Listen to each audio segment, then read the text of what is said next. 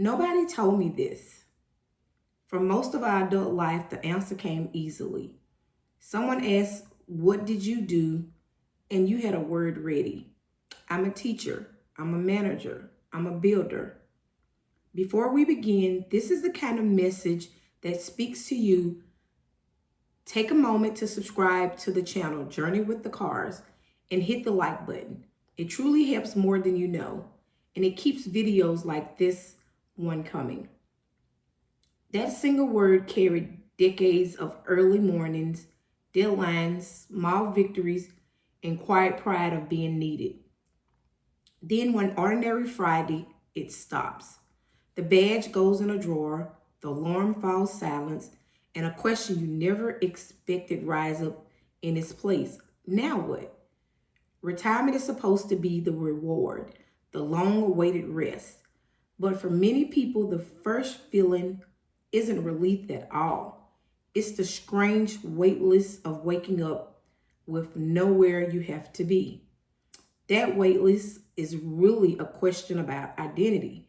So much of who we believe ourselves to be is entangled up in what we do. When the work disappears, it can feel as though a part of you disappears with it. You may catch yourself wondering whether you still matter, whether the world noticed that you're stepping back. This is not weakness or ingratitude. It is honest reaction of a person who spent years pouring themselves into something and now has to figure out where all that energy is meant to go. The truth worth holding on is simple. You were never only your job. You were the person who showed up, who cared, who carried others.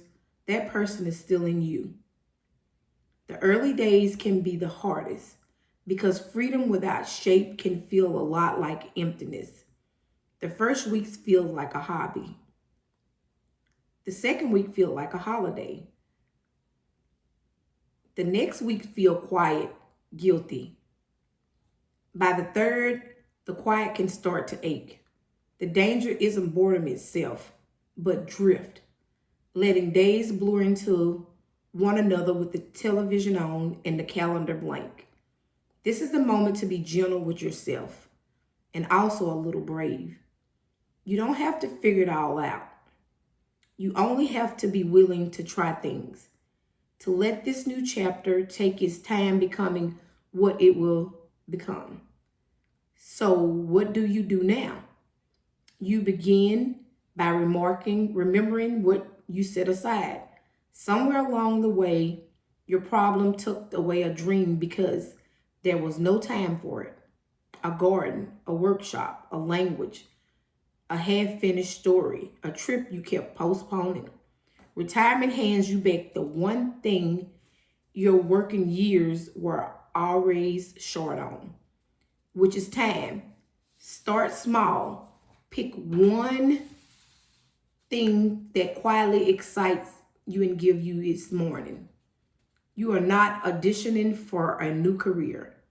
You are rediscovering what makes you feel alive when no one is paying you to feel anything at all. Just as important as what you do is who you do it with. Works give us more than a paycheck. It gives us a built-in community, a reason to see other faces every day.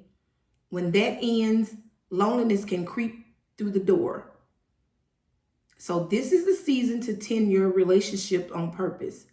Call the friend you always meant to call. Say yes to invitations. Volunteer at some places that need a hand. Become a regular somewhere. Be the grandparent, the mentor, the neighbor who checks in. Connection won't always come find you anymore. So go out and build it. And you may be surprised how much you still have to give. It also helps you to give your day a general structure because purpose tends to grow in soil that has some order to it. You don't need to recreate the rigid schedule. You just escape, but lose rhythm. A morning walk, a regular project, a standing lunch, something to learn, give the weekends handholds. With that rhythm, look for ways to keep contributing. Purpose isn't found in resting alone. It is found in being useful to someone or something beyond yourself. The retirement teacher who tutors, the engineer who fixes neighbors' broken things, the quiet listeners who sit with the grief.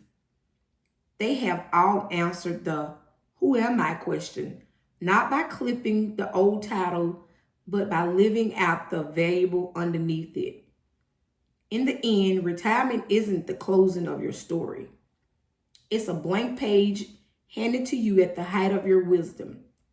You finally get to write a chapter on your own terms, free of the pressure that shapes all the chapters before it. What do I do now? Turns out to be one of the most hopeful questions a person can ask. Because for the first time in a long time, the answer is entirely yours. You are not who you were at work, and you are not nobody. You are someone with hard-won experience, more times than you had in decades, and the rare chance to decide freshly and fully exactly who you want to be next. If this message touches your heart, leave a comment below at Journey with the Cars and tell us what's your what to do moments look like, and please share these videos with someone who is stepping into a new chapter of life. Your story might be exactly what they need to hear today. Be great, Lisa.